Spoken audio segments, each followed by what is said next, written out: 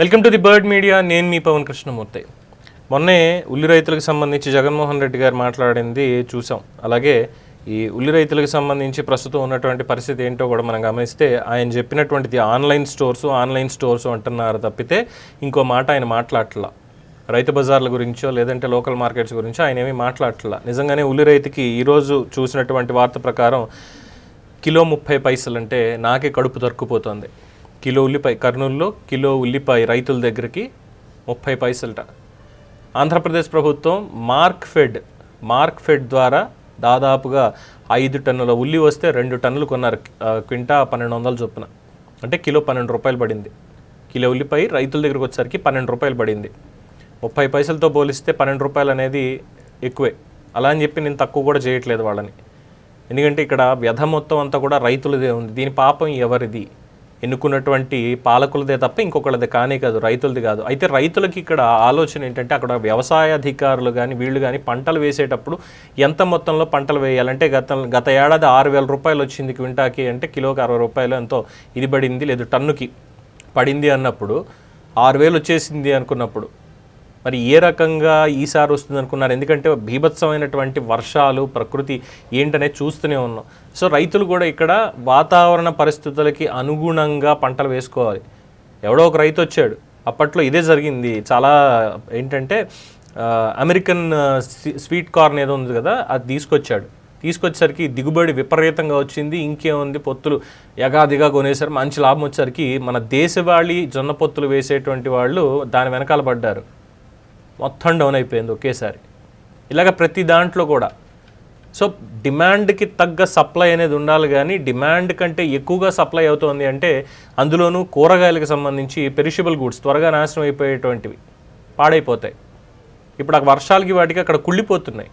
మార్క్ఫెడ్ మొత్తం హైదరాబాద్కి కావచ్చు, లేదంటే బెంగళూరుకి కావచ్చు, ఇంకో చోట కావచ్చు 2 టన్నుల దాకా పంపించారు. ఇంకా 3 టన్నులు అక్కడ మార్క్ఫెడ్ వాళ్ళ దగ్గరే ఉండిపోయింది. ఇప్పుడు మళ్ళీ కొనాలి అంటే ఇబ్బందికర పరిస్థితులు. ఇప్పటికే 2 కోట్ల నష్టంతో మార్క్ఫెడ్ నడుస్తుంది. దాంట్లో ఈ ఉల్లిపాయలు కొనుగోలుకి సంబంధించిన దాంట్లో మార్క్ఫెడ్కి 2 కోట్ల నష్టం వచ్చింది. ఇవి గవర్నమెంట్ లెక్కలు.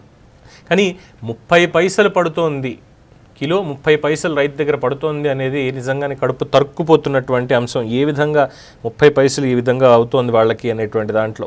ఇక దీని మీద జగన్మోహన్ రెడ్డి గారు పాపం చాలా పెద్దగా మళ్ళీ స్పందించేసి ఆయన ఈరోజు మాట్లాడారు.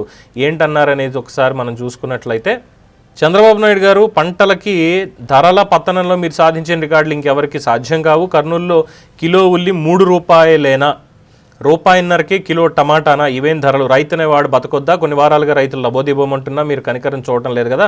ఒక ముఖ్యమంత్రిగా ఉంటూ రైతులను ఆదుకోవడానికి ఇంత నిర్లక్ష్యం చూపుతారా? ఇక ప్రభుత్వం ఉండి కూడా ఏం లాభం?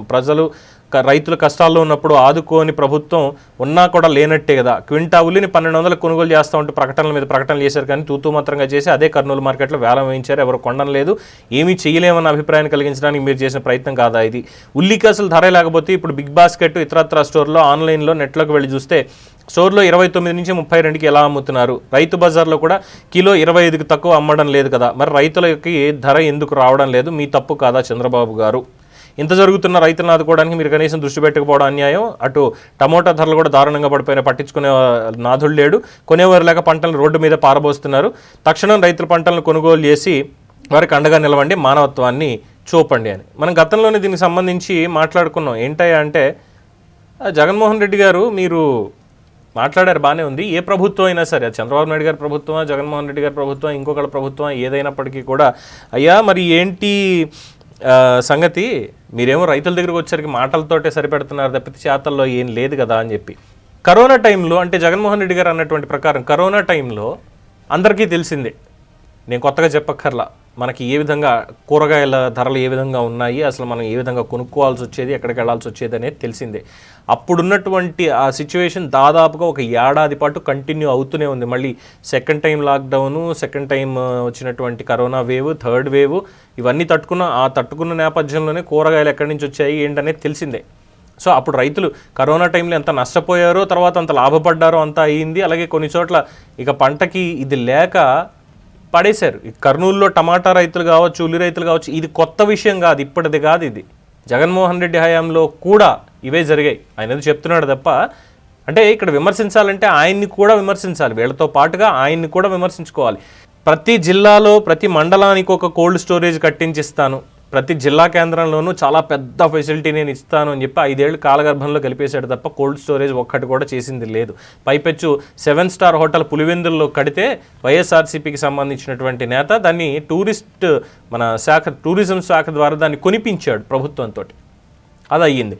ఇక్కడ వీళ్ళు ఏం కర్మో తెలియదు, చంద్రబాబు నాయుడు గారు అధికారంలో ఉన్న ప్రతిసారి ఏదో ఒక పాయింట్లో రైతుల్ని టార్గెట్ చేస్తూ ఉంటారు వీళ్ళు, ప్రతిపక్షాల్లో ఉన్నటువంటి వాళ్ళు. అలాగే ప్రకృతి కూడా సరిగ్గా సహకరించకపోవడం ఇది. అయితే వర్షాలు కురవు, నీళ్లు ఉండవు అన్నటువంటి వాళ్ళకి సమాధానం లేదు. ఎందుకంటే వాగులు వంకలు అన్నీ పొంగి పొరులుతున్నాయి కాబట్టి చంద్రబాబుకి దీన్ని అంటించక్కర్లేదు. కానీ ఈ కోల్డ్ స్టోరేజ్లు అనేటువంటి పాయింట్ దగ్గరికి వచ్చేసరికి ఎందుకని ఇన్నాళ్ళు చేయలేకపోయారు అన్న పాయింటే ఇక్కడ వస్తుంది.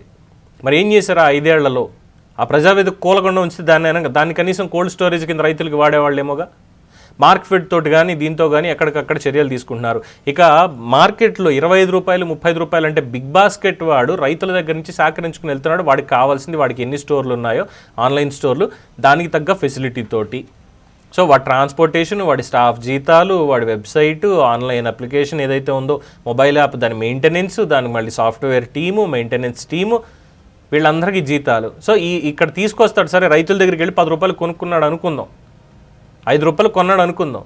ఆ 5 రూపాయల తర్వాత ఇంతమందిని చేసి ఎండ్ కస్టమర్కి ఇవ్వాలి అంటే కస్టమర్ దగ్గరే వసూలు చేస్తాడు. నేను ఇంత పెట్టుకుంటున్నా కాబట్టి నీకు ఇంతకు అమ్ముతానని.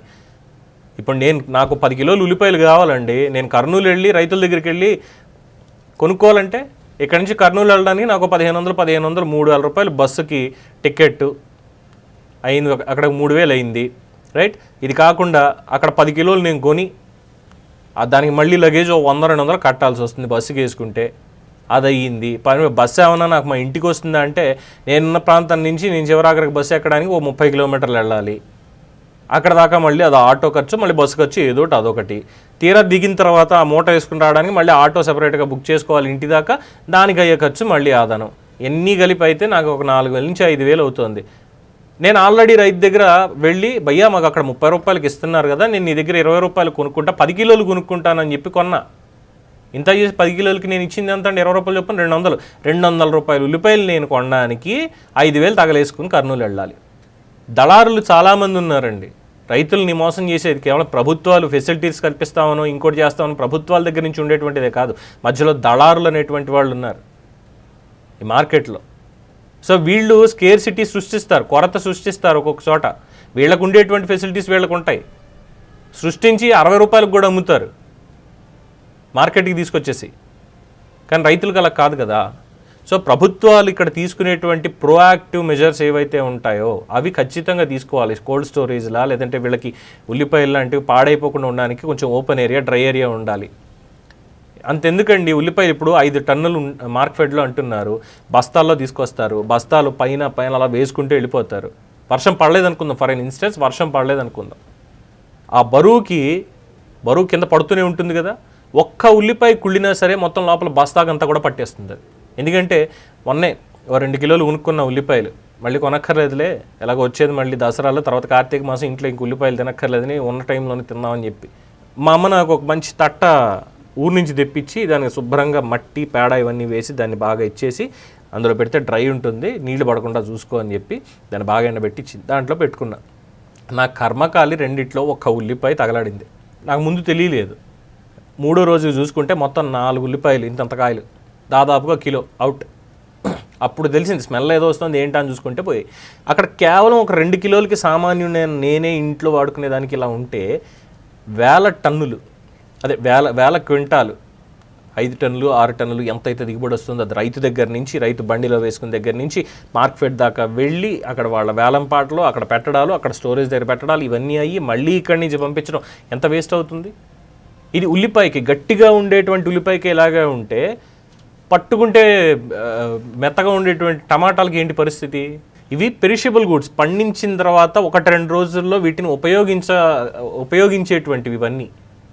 ఇదేమి చింతపండు కాదు, ఇదేమి మిగతావి కాదు, కందిపప్పులు ఇలాంటివి కాదు. ఈవెన్ పప్పులు కూడా మనం సరిగ్గా పెట్టుకోకపోతే పుచ్చిపోతాయి కదా, పురుగు పడుతుంది కదా బియ్యానికి కూడా. వర్షాలకి తడుస్తున్నాయని రైతులు చెప్తున్నారు. కానీ 30 పైసలు, మరీ అంత 30 పైసలు అంటే నిజంగానే ఇక్కడ ఎవరిని నిందించాలి మనం? సో ప్రభుత్వాలు ఖచ్చితంగా రైతుకి అండగా నిలవాలి. ప్రతిపక్షమైనా సరే, ఇది విమర్శలకి తావిచ్చేటువంటిది కాదు సమయం. ఇది విమర్శించాల్సిన సమయం కాదు. ఏం చెయ్యాలి అనేటువంటిది మెజర్స్ ఏం తీసుకోవాలంటే చెప్పండి, ఇగో ఇక్కడ ఫలానా చోట స్థలం ఉంది కాబట్టి ఇక్కడ గొడవను కట్టించండి ఉల్లిపాయ రైతులకి, ఇక్కడ పనిచేస్తుంది. రెండోది, మన దగ్గర రైతులకి పంట ఎప్పుడు ఎలా వెయ్యాలి అనే దాని మీద వ్యవసాయ అధికారులతోటి ఎప్పటికప్పుడు అప్డేట్స్ ఇప్పించండి. ఎందుకంటే ఉల్లిపాయలకి మన రాష్ట్రం ఫేమస్ కాదు, మన రాష్ట్రం ఉల్లిపాయలకి ఫేమస్ కాదు. కర్నూలులో మేబీ ఎక్కువ పండించి ఉండొచ్చు ఈసారి, ఎక్కువ మళ్ళీ ధర వస్తుంది అన్న పాయింట్ తోటి. కానీ చెప్పాలి బాబు, వేరే రాష్ట్రాల్లో మనకి ఎంత ఉంది, పోనీ మన రాష్ట్రంలో ఉన్నటువంటిది మన రాష్ట్ర మార్కెట్కి పంపించండి రైతులందరూ కూడా, శ్రీకాకుళం నుంచి అనంతపురం దాకా మొత్తం, అలాగే తెలంగాణకు కూడా ఇవ్వండి, సరిపోతుంది. అప్పుడు రైతుకి న్యాయం జరిగేటువంటి అవకాశం ఉంటుంది, దళారులను పక్కన పెట్టేసి. అంతేగాని విమర్శలు చేసుకుంటూ పోతాం, వదిలేసుకుంటూ పోతాం అంటే చివరాఖరికి తినడానికి మనకి తిండి కూడా దక్కదు. ఇది ప్రభుత్వాలు గుర్తుపెట్టుకోవాలి. మీ అభిప్రాయాన్ని కామెంట్స్ రూపంలో తెలియజేయండి. చూస్తూనే ఉండండి ఇది బర్డ్ మీడియా. ఈ వీడియో కనుక మీకు నచ్చినట్టయితే లైక్ చేయండి, షేర్ చేయండి, సబ్స్క్రైబ్ చేయండి. అలాగే పక్కనే ఉన్న బెల్ ఐకాన్ని క్లిక్ చేయండి.